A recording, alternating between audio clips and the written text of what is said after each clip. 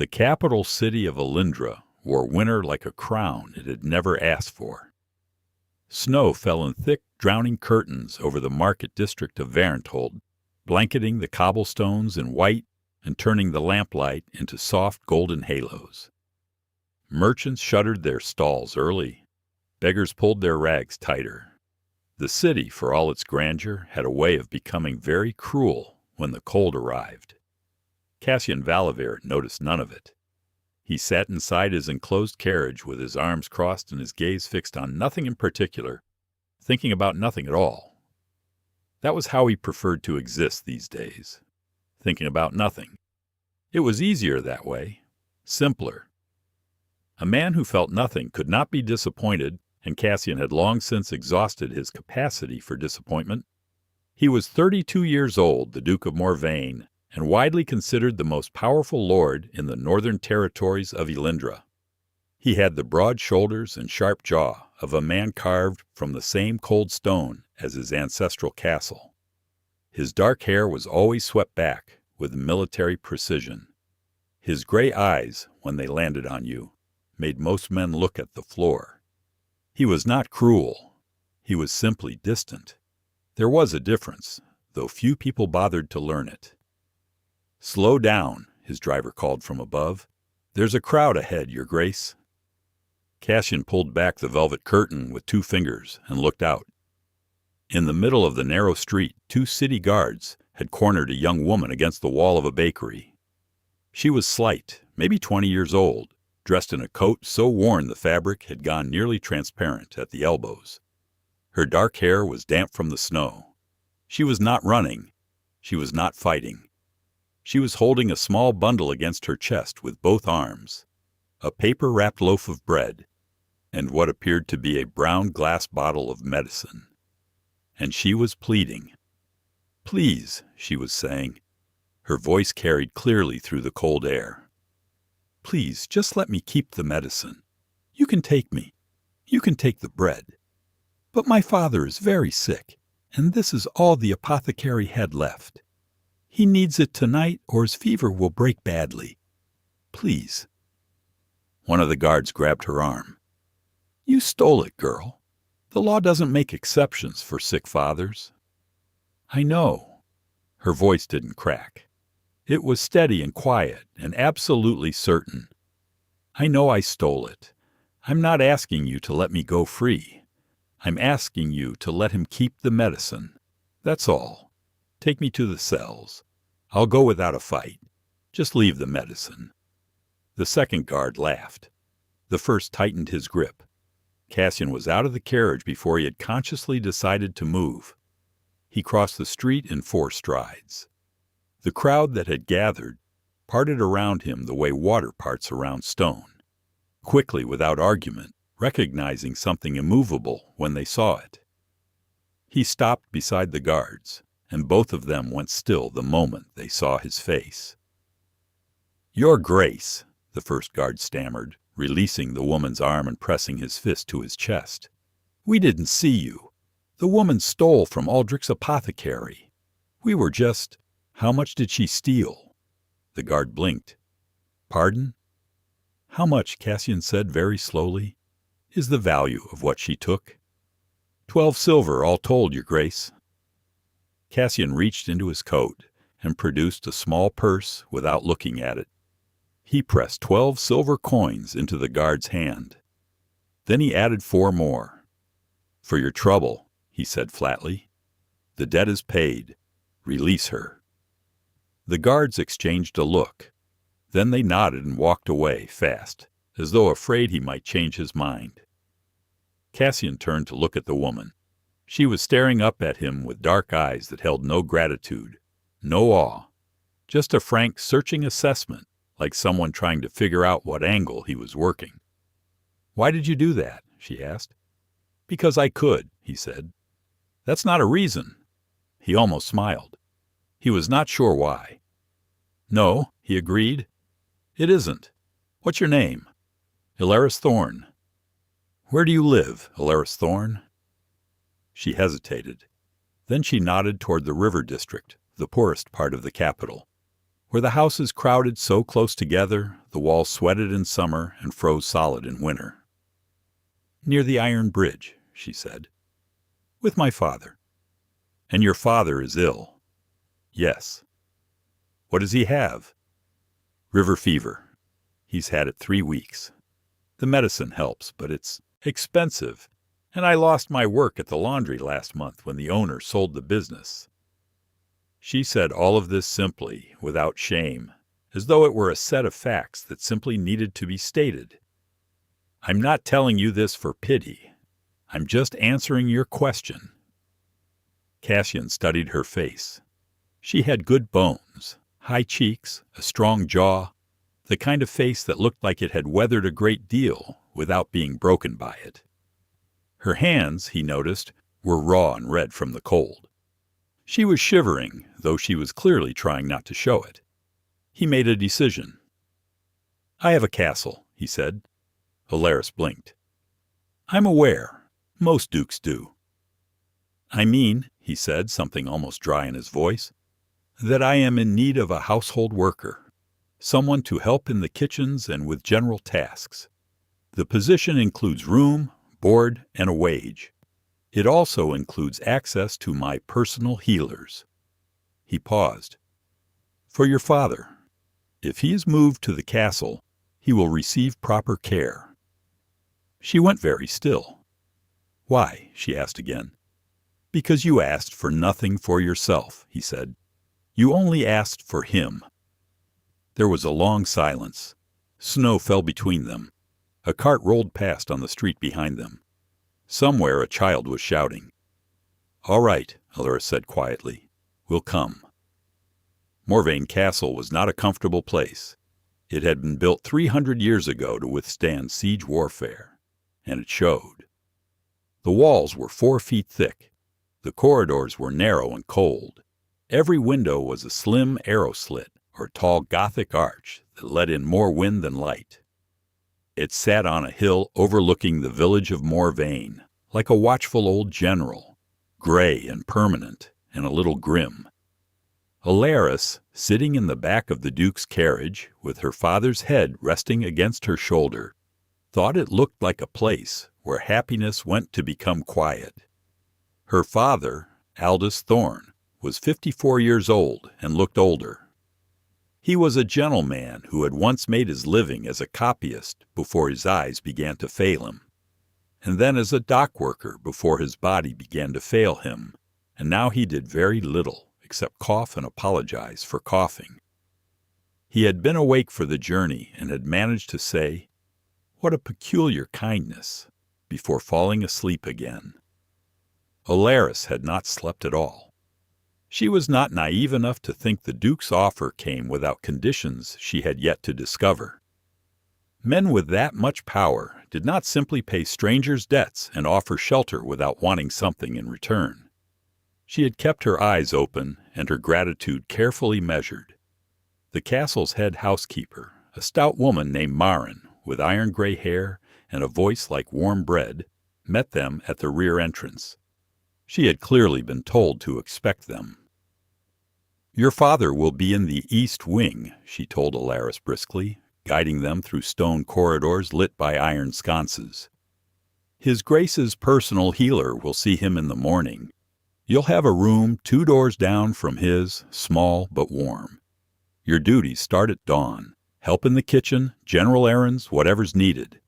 You'll eat with the household staff." She paused. "Do you have any questions?" "Just one," Elaris said. "What does the Duke actually want from me?" Marin looked at her with something that might have been approval. "He wants what he said he wants. Work, done properly. His Grace is many things, but he is not a liar." Elaris thought about that. "All right," she said. She did not see Cassian for 3 days. She worked. She woke before dawn and helped light the kitchen fires and carry wood and chop roots for the morning broth. She learned where everything was kept and how the household ran.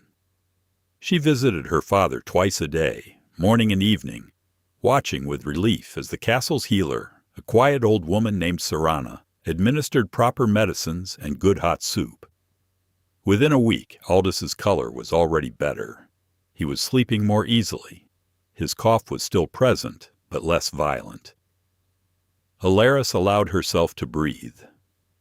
She saw Cassian for the first time on the fourth morning in the corridor outside the library. He was walking with a pile of correspondence in his hand and reading as he moved, not watching where he was going, and she had to step sharply to the side to avoid being walked into. "Careful," she said reflexively. He stopped. He looked up from the letters. He looked at her as though seeing her for the first time in good light, which she supposed he was. "Elaris Thorne," he said. "Your Grace." "Are you settling in?" "Yes, thank you." She paused. "Your healer is very good. Serana has been with my family for 20 years. My father is improving." Something shifted in his expression, not quite warmth, but perhaps the absence of cold. "I'm glad," he said. Then he looked back at his letters and walked on. Elaris watched him go and thought, he doesn't know what to do with someone who doesn't fear him. It was the library that started the trouble between them. Elaris had been sent to dust it, a task the other household staff apparently tried to avoid, because the library was vast and sprawling and full of things that had been allowed to gather cobwebs for years. She was working her way methodically along the third shelf when the door opened and Cassian walked in, stopped, and stared at her. "What are you doing?" "Dusting," she said. "I can see that. I mean, why are you stopping every 5 minutes to read the spines?" She turned to look at him fully. "Because some of these are extraordinary. You have a first edition of Valmar's Histories. Do you know how rare that is? And you've got it wedged between 2 account ledgers as though it's nothing." He blinked. "You can read," he said, and immediately seemed to hear how that sounded, because something flickered across his face. "My father was a copyist," Elaris said calmly. "He taught me to read before I could walk properly. I'm sorry if that inconveniences your assumptions, Your Grace." His jaw tightened. "I wasn't making an assumption. I was surprised." "You were making an assumption. It's all right. Most people do." She turned back to the shelf. "Shall I continue?" There was a long silence. "Yes," he said stiffly. "Continue." He sat down at the large desk in the center of the room and opened his correspondence. Elaris kept dusting. They did not speak again for the rest of the morning, but she was aware in a way she could not quite explain that he glanced up at her more than once. The first real conversation happened by accident. 3 weeks after her arrival, Elaris was returning from the village market with a basket of winter herbs when she passed the small storage room near the east wing and heard voices inside. She slowed, not meaning to eavesdrop, but catching fragments. A man's voice, low and urgent, Cassian's, and a woman's response, thin and worried. She kept walking, but later in the kitchen, she overheard the cook telling Myron that the Duke had just spent his own money, not estate funds, paying for an entire village's worth of firewood and winter provisions. The village of Aldenvay, 3 miles south, a poor place flooded 3 summers ago, still trying to recover.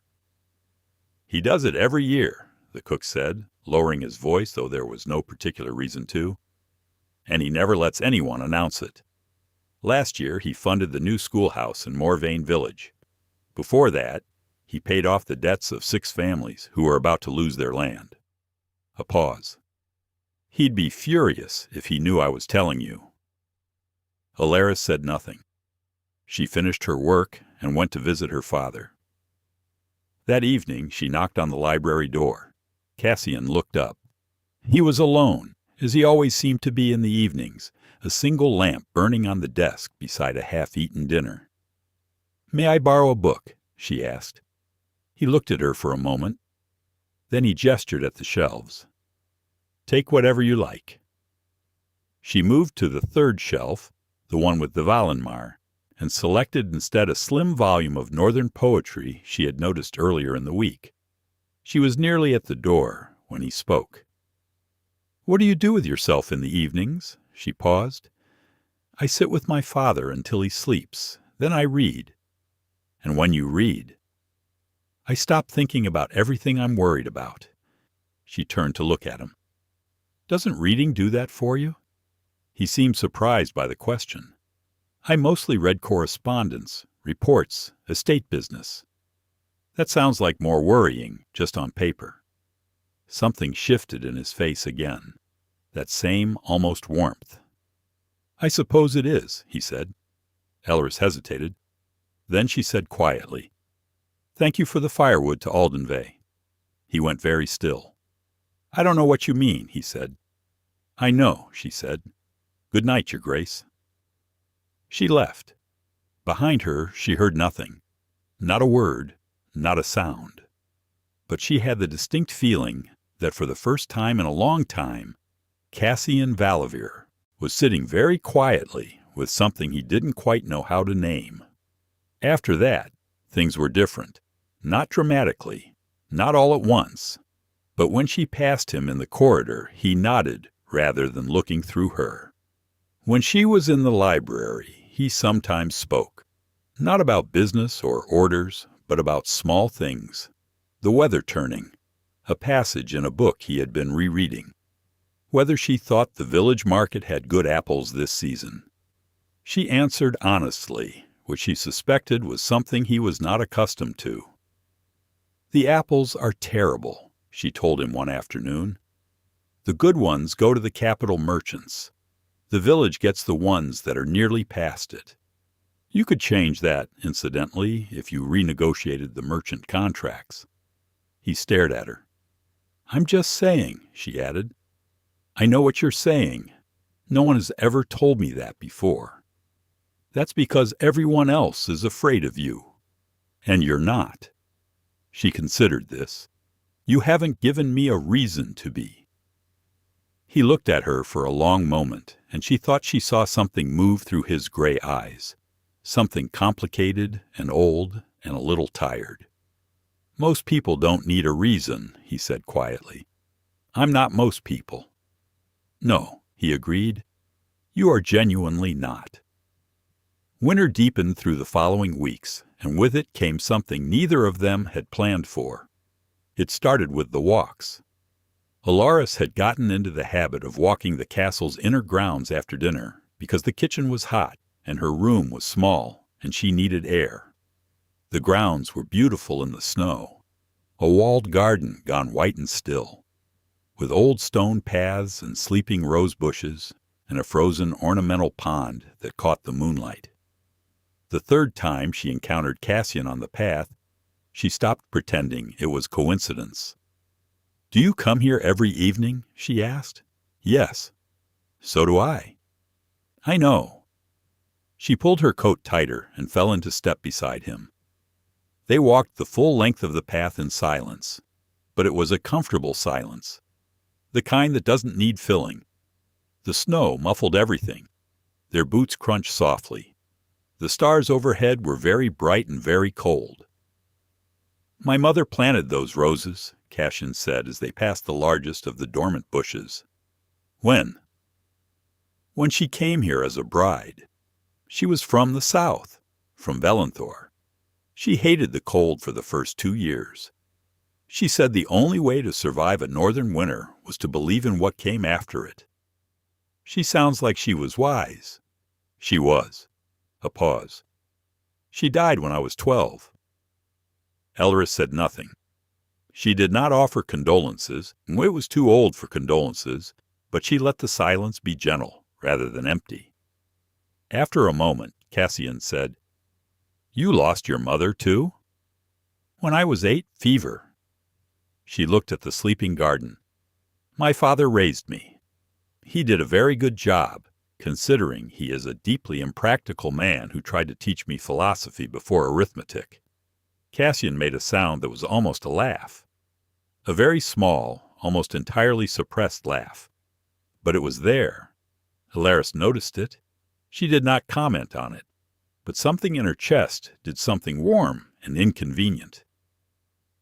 A week later, he showed her the orphanage, It was technically called the Morvayne Children's Home, and it sat at the edge of the village, a long, low building with a bright red door and 16 windows. He had built it 7 years ago.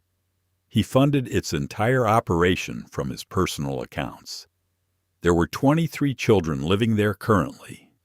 He took her there on horseback on a gray Tuesday morning, with no announcement and no ceremony, and let her draw her own conclusions. She watched him walk through the building. She watched the children run to him, not with the cautious deference of people greeting a duke, but with the easy comfort of people greeting someone they trusted. A small girl with red braids grabbed his hand and insisted he look at the drawing she had made. He crouched down and looked at it seriously and told her it was exceptional. Elaris stood in the doorway and felt something shift inside her that she was not entirely prepared for. On the ride home, she said, "You didn't build that orphanage for credit. No, you could have. A dedication plaque. A ceremony. The other lords do things like that." "I know. Why don't you?" He was quiet for a moment, watching the road. "Because then it would be for me," he said. "And it isn't for me. It's for them." She looked at the side of his face, the sharp jaw, the dark hair dusted with snow, the gray eyes focused straight ahead, and she thought, "I have had you wrong this whole time. Not entirely wrong, but wrong in the most important ways." She thought it without saying it. She was saving it. Her father continued to improve. By midwinter, Aldous was sitting up in bed for several hours a day, eating properly and cheerfully interrogating every member of the household staff who came within 10 feet of him. Serana said he was healing well. Better than expected, in fact, given how advanced the fever had been. He would need rest through the remainder of the cold season, but spring would likely see him functional again. Elaris, upon hearing this, sat down in the corridor outside his room and cried, quietly, with her back against the wall and her knees pulled up, the way she had trained herself to cry over the years so as not to be heard. She was not alone for long. Footsteps approached. They stopped. "Elaris." She wiped her face quickly and looked up. Cassian was standing in the corridor, looking down at her with an expression she had not seen on him before, an expression that had, beneath its careful composure, something that looked very much like alarm. "I'm all right," she said. "Good news. Healer Serana says he'll recover properly." He exhaled. Something in his shoulders lowered slightly. "Good," he said. Then, after a pause, he did something she did not expect. He sat down on the floor of the corridor beside her, his back against the wall, his long legs stretched out, completely undignified. She stared at him. "What are you doing?" she asked. "Sitting." "On the floor?" "Yes." "You're a duke." "I am aware." She looked at him for a long moment, and then she laughed. A real laugh, surprised out of her, unguarded and bright. He looked at her when she laughed, and his expression was one she would think about for the rest of her life. Open, quiet, and completely undefended. They sat together in the corridor for a long while after that, talking about nothing important, about her father's fondness for philosophical arguments, about a letter Cassian had received from a particularly pompous lord in the south, about whether the castle cats preferred the kitchen or the stables. Small things, easy things, the kind of things that don't feel like much while they're happening and then turn out to be everything. He kissed her for the first time in the garden. It was deep winter by then, the kind of cold that made the air sharp as glass, and they had been walking their usual evening path when she slipped on a patch of ice and he caught her arm. And then somehow neither of them moved, and they were standing very close together in the snow with their breath clouding between them. "Elaris," he said very quietly. "Don't," she said. He stopped. "Don't apologize," she clarified.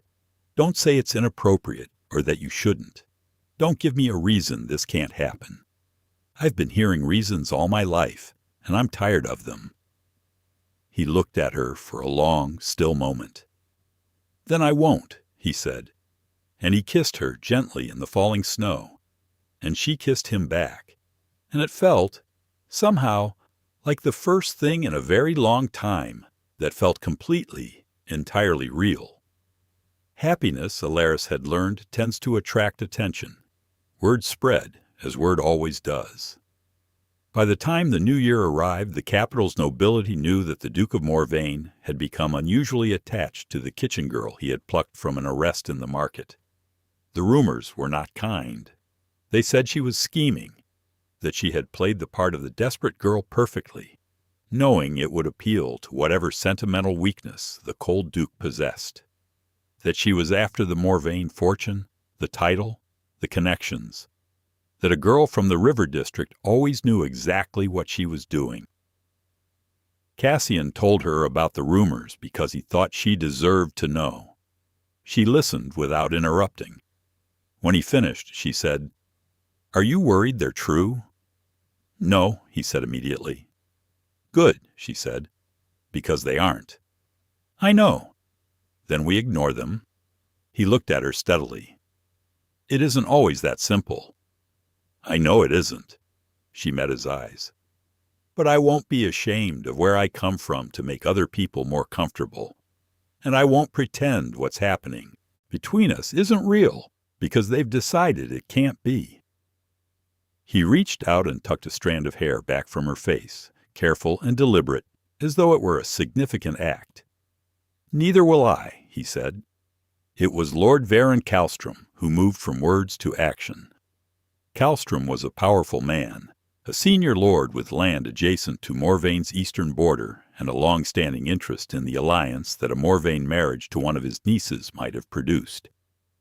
He had watched Cassian's interest in Elaris with increasing fury and finally settled on a plan that was elegant in its cruelty. He used his connections at the capital's royal hospital to ensure that the supply of medicines needed for Elaris Thorne's continued recovery was quietly diverted. A message arrived at the castle in late winter.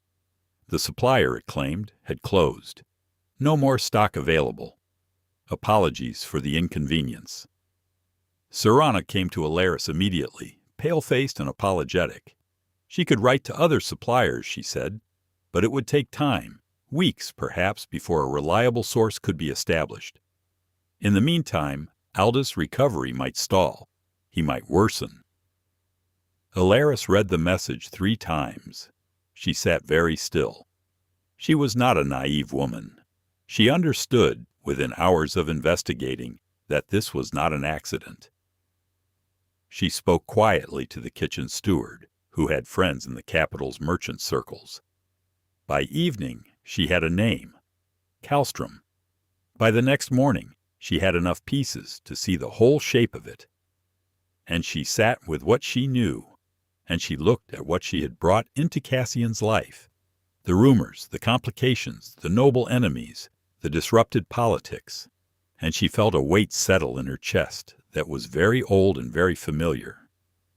She had been here before, not here in a castle, but here in this feeling, the feeling of being the problem, the feeling of dragging the people you loved into difficulties they wouldn't have had without you. She made the decision quietly, over the course of a single long night. She would not tell him. She would not create a scene. She would not ask him to fight Kalstrom on her behalf and earn himself a political enemy worse than the Whispers. She would simply leave before she cost him anything more. She packed what she had come with, which was almost nothing. She wrote a note, and then she tore it up, because there was nothing she could say that would be adequate. She woke her father gently in the gray pre-dawn, bundled him in blankets, and hired a slow village cart from the stable hand, who worked the early shift and owed her a favor. It had begun to snow again. Cassian noticed she was gone before breakfast. It was Maron who told him, the housekeeper appearing at his study door with an expression that said she was bracing for a storm and knew one was coming. "Elaris and her father left this morning, Your Grace, before dawn." He stood up from his desk so fast his chair scraped back against the stone. "Which road?" "South, toward the capital." "Your Grace, the weather." He was already moving. He did not take the carriage. He took his horse, the big gray he rode when speed mattered, and he rode out into the storm without a cloak, which his head groom shouted after him about and which he did not stop to address. The south road from Morvayne curved through 3 miles of open farmland before it reached the forest, and in good weather it was a pleasant enough journey. In the current storm it was a white wall of wind and snow that reduced visibility to 20 feet and made the road nearly invisible. He rode anyway. He told himself he was riding because she had no proper medicines for her father, and the cold would worsen Aldous' condition. He told himself he was riding because he needed to understand what had happened, what had driven her to leave. He told himself many reasonable things. The truth was simpler and more frightening. He could not breathe properly. He had not been able to breathe properly since Myron said the words before dawn. He had been here before, not in the physical sense, but in the interior sense. He knew what it felt like to lose people. He knew the particular quality of that cold that had nothing to do with weather. He had spent years building walls against exactly this. Walls of distance and duty and the firm conviction that he was better off contained, that nothing real could survive the weight of his title and his reputation and his particular solitary existence. And then she had walked into his library and told him his Apple contracts were unfair, and sat beside him on a stone floor, and laughed at something he said, and looked at him, always only ever, like a man. He found them 2 miles down the road. The cart had stopped. One of its wheels had found a rut hidden beneath the snow, and the old horse was struggling to pull it free. Elaris was out of the cart and trying to help, pushing at the wheel, her coat already soaked through, her hair dark with snow. Aldous was huddled in the back of the cart, wrapped in every blanket she had brought, watching her with the expression of a man who knows he is witnessing something painful and cannot stop it. Cassian pulled his horse to a stop. Elaris heard the hoofbeats and turned. When she saw him, she went completely still. Then she turned back to the wheel. "Go back," she said. He dismounted. He walked through the snow to where she was pushing at the wheel and put his hand over hers, stopping her. "Elaris, I said go back." Her voice was tight. "I'm not a problem you have to fix. I'm removing myself so you don't have to deal with the consequences of knowing me. That's a courtesy, not a crisis." "A courtesy, yes. I rode through a blizzard," he said, "without a cloak. That was very stupid." "Yes," he agreed. "It was."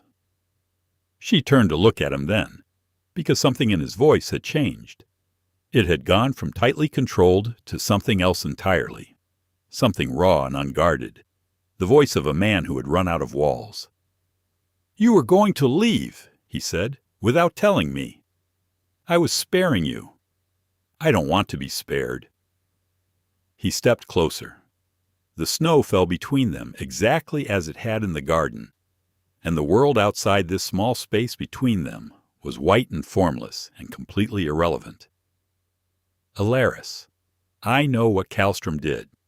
I will deal with Kallstrom.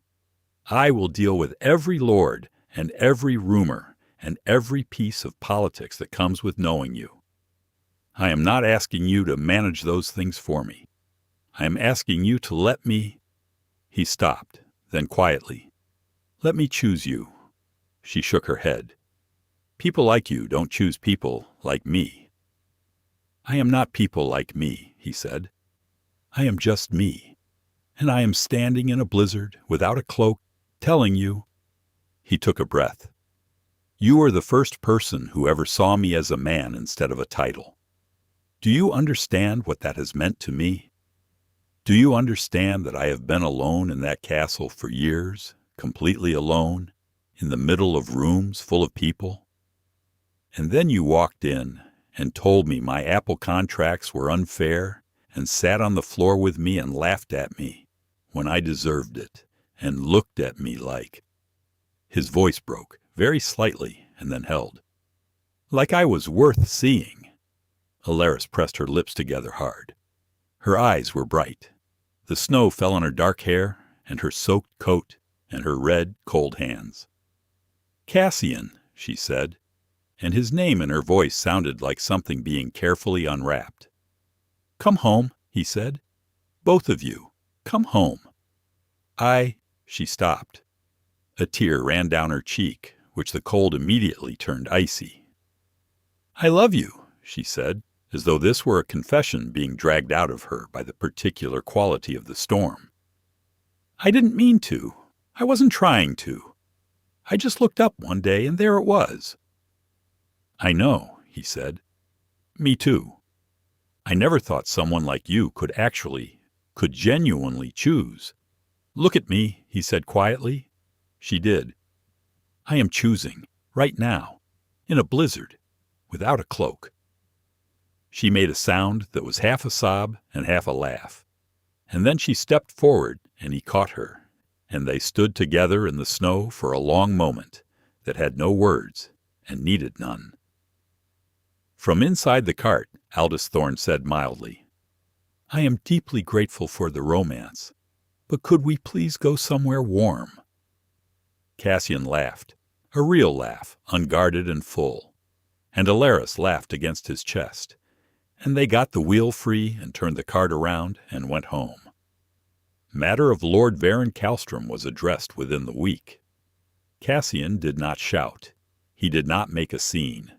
He was, if anything, very calm and very quiet, which those who knew him understood to be considerably more frightening than anger. He sent a letter to the capital's Lord Magistrate detailing the deliberate diversion of medicinal supplies. He produced documentation. He made clear that he had no interest in making this a private matter and every interest in making it a public one. Kallstrom, faced with the choice between a formal inquiry before the Empire's court and a quiet formal censure, chose the censure. He was stripped of his position on the Regional Trade Council. His contracts with the Morvayne estate were terminated. The capital's noble circles talked about it for a week and then found something else to talk about, as they always did. Aldous Thorne's medicine was restored within 3 days. By the time the first tentative thaw appeared in late winter, he was well enough to sit in the garden for an hour each afternoon and complain about the cold, while being obviously delighted by it. He and Cassian developed an unlikely rapport over a shared interest in Elendran history. Cassian would occasionally appear in the East Wing with a book and a question, and Aldous would talk for an hour and a half and then look surprised that so much time had passed. Elaris, watching this from the doorway once, felt something settle in her so completely and so quietly that it took her a moment to recognize it. Peace. She had been carrying urgency for so long, the urgency of survival, of worry, of constant forward motion, that she had forgotten what it felt like to simply be still. Cassian proposed on a Tuesday. There was no ceremony to it. He had, characteristically, not planned it for a romantic evening or a significant location. They were in the library, where else? And she was reading, and he was pretending to work and actually watching her read, which he did more often than he would have admitted. Elaris, he said. Will you marry me? She lowered her book. I thought you were working, she said. I was thinking.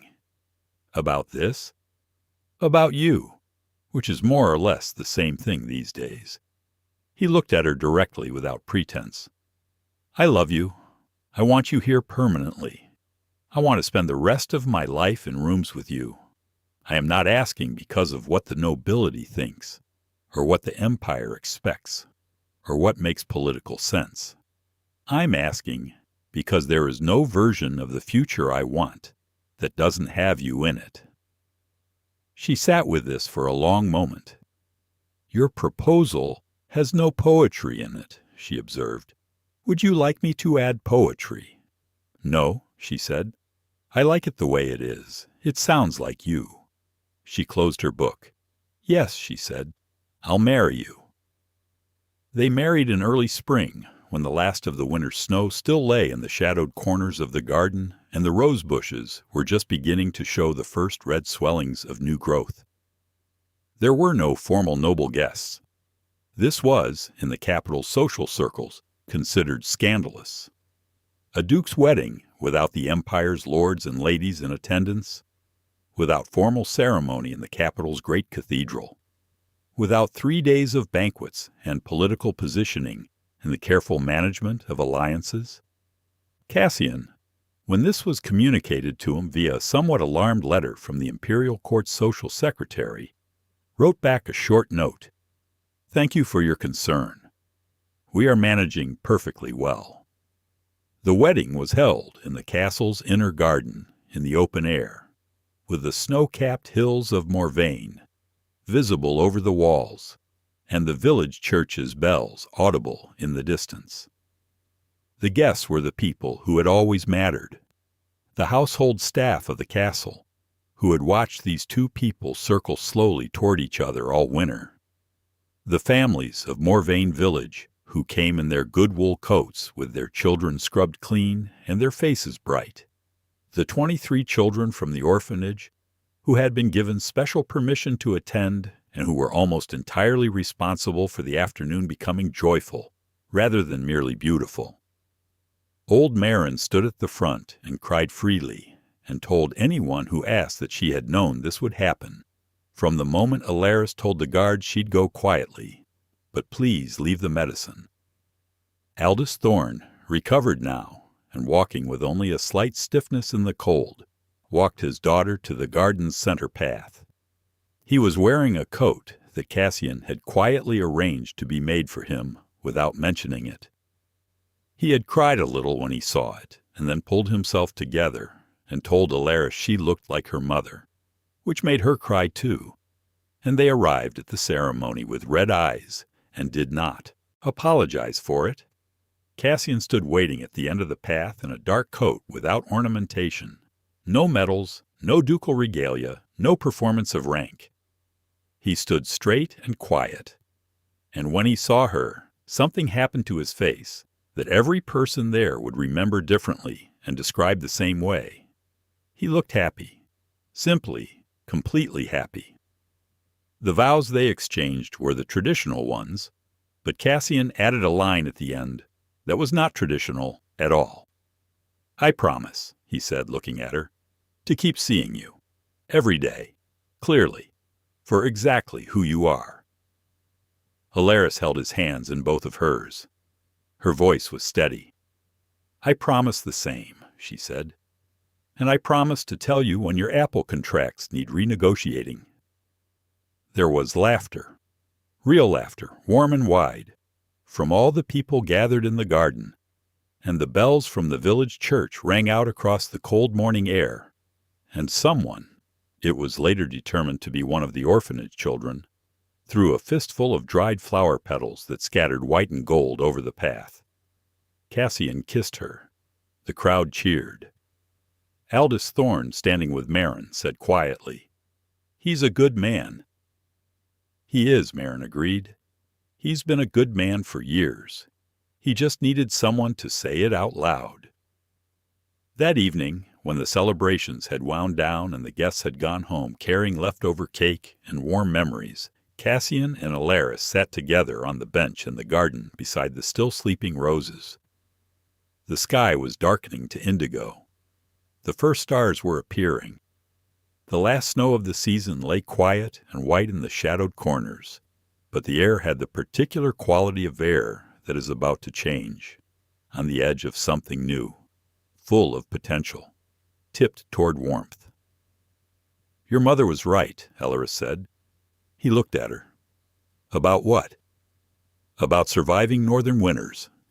She leaned into him, her head against his shoulder. "You have to believe in what comes after." He was quiet for a moment. Then he wrapped his arm around her and pulled her close, and they sat together watching the stars come out over Morvayne.